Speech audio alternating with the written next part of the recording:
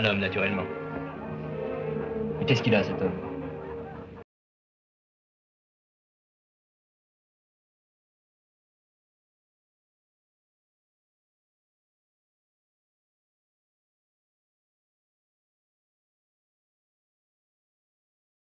C'est même à ça qu'on les reconnaît. Salut à toutes, salut à tous, bienvenue dans cette nouvelle rétro du connard, je suis Joseph Ali, et aujourd'hui, mon choix à moi tout seul, Juice de Ernest R. Dickerson. Vámonos!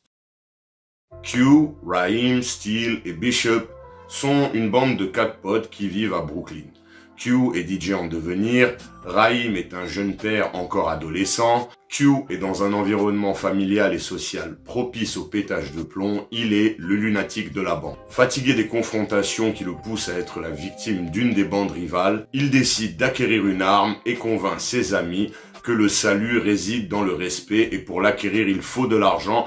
Et pour ça, il faut braquer l'épicerie du quartier. C'est ainsi que démarre ce thriller urbain dramatique des années 90. On a une photographie pleine d'âme, de bon goût, le grain, la lumière, même la lumière et la gestion des éclairages en extérieur est vraiment très bonne. C'est tout à fait mon style. Moi, j'ai kiffé et personnellement, je trouve que c'est de l'excellent travail. La réal, c'est très dynamique, avec quelques plans inspirés. C'est filmé proprement, avec beaucoup d'amour et une volonté d'esthète. Il y a également un côté très immersif qui est renforcé par certains plans qui sont vraiment très proches des sujets. La mise en scène, c'est assez simple, mais c'est très efficace et ça retranscrit totalement les directions et les volontés de l'écriture. Rien de bien sophistiqué, mais de ce fait, ça évite également certains pièges. Le scénario, alors, ça aborde plusieurs thèmes sociaux, existentiels, sociétaux, avec un fil conducteur donc de ce thriller urbain dramatique. C'est bien écrit, avec de la cohérence, des personnages clairement définis et des enjeux bien clairs. Il y a aussi quelques revendications sociales. Alors oui, il y a un petit peu de facilité parce que parfois ça passe par des monologues ou alors des dialogues qui sont un peu de grosses ficelles. Mais franchement, à l'époque, ça m'avait pas gêné et aujourd'hui, ça m'a pas gêné non plus. Les montées en tension et les événements dramatiques évoluent au fur et à mesure de l'intrigue qui tourne autour de ces 4 jeunes qui sont en fin de compte plutôt attachants et tout ça nous maintient bien devant le métrage. Seul bémol dans le script, une incohérence qui selon moi est grave, c'est le nombre de balles. Tupac a un 6 coups et il tire 9 ou 10 fois alors qu'à aucun moment on l'a vu acheter des balles ou on a vu quelqu'un lui en remettre. Pour ce qui est du casting, alors là on va s'arrêter un petit moment. Tupac Shakur propose à 21 ans une composition très juste et très crédible de ce jeune lunatique. C'est très mature dans ce qu'il fait. Le seul reproche qu'on peut lui faire est que par moment, il ne joue peut-être pas assez avec ses partenaires et même s'il joue bien, parfois il joue tout seul. Alors faut savoir que l'interprétation du personnage de Bishop l'a énormément marqué. Et en réalité, ça a énormément influencé l'image publique du rappeur qu'il donnait de lui-même. Mais pour qui a un petit peu étudié la vie du mec, vous vous rendrez vite compte qu'en fait il s'agit là d'une véritable composition à partir de ses propres émotions. Au final on peut se dire, soit il en fait un petit peu trop, soit on peut se dire comme moi, putain le gamin il a quand même bien bossé. Khalil Kane est juste et crédible forcément dans un rôle de beau gosse / pote super sympa. Jermaine Hopkins, le plus jeune de la bande à l'époque, est à mon sens celui qui livre la prestation dramatique la plus intense et la plus poussée. C'est vraiment convaincant avec beaucoup de talent, ce qui rend encore plus tragique son destin dans la vraie vie puisqu'il a été arrêté en 2011 alors qu'il a tenté d'acheter 91 kilos de verdure à un agent, un policier infiltré.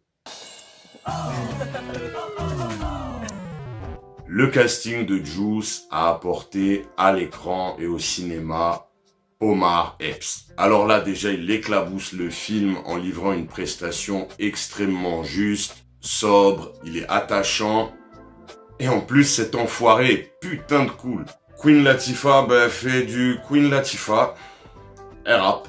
Look, the shit is totally sloppy. Only a fool would open up the way you do. Nobody likes the records that you play. All right, it's just completely whack. Face it. Face it. Il y a aussi Samuel L. Jackson, Treach, en fin de compte, ce film recèle plein de petits bijoux dans sa distribution. La BO, alors, comment vous dire? Des larmes, des frissons, des souvenirs. C'est rempli de morceaux sur lesquels, j'ai fait la fête, sur lesquels j'ai traîné, sur lesquels je me suis habillé le matin ou je me suis habillé pour aller en soirée. C'est plein de super morceaux qui m'évoquent plein de souvenirs. Et l'album Juice, la BO, c'est une partie de l'histoire du hip-hop quand même.